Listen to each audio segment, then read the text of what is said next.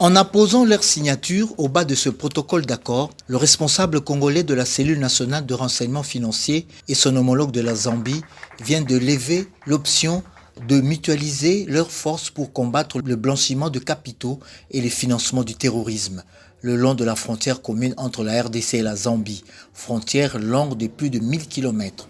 Le secrétaire exécutif de la CNRF, Adler Kisula Betika, est revenu longuement sur le crime transfrontalier et la nécessité de traquer les criminels, surtout ceux opérant dans les mines. Kinshasa mène d'ailleurs depuis une lutte acharnée contre ce fléau. En témoigne la saisie récemment dans la province minière du Sud Kivu d'une cargaison de lingots d'or et d'une importante somme d'argent en devises étrangères tout comme en monnaie locale. Madame Lia Tembo a eu droit à une visite guidée du siège de la CNRF flambant neuf. Elle est restée impressionnée par le fait que le chef de l'État congolais soit venu lui-même visiter ce bâtiment le jour de son inauguration, preuve de son implication dans la lutte contre le blanchiment.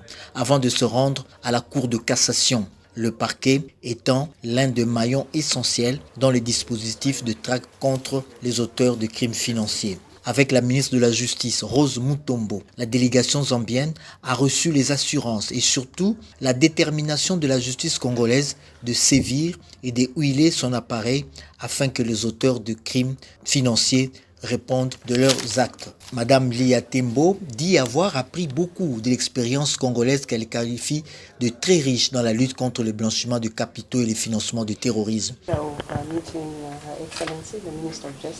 avons le plaisir de recevoir d'être reçus par le ministre des Finances.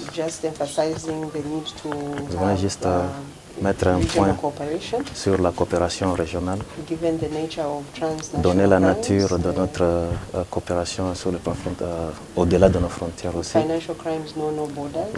C'est parce que le crime financier n'a pas de frontières. Et voir notre relation avec la Zambie, entre la Zambie et la RDC. Et son Excellence a montré le besoin de la coopération dans ce secteur pour garder notre système financier. C'était une bonne interaction avec le ministre. Les deux parties se sont convenus de renforcer les capacités de leur personnel par des formations permanentes.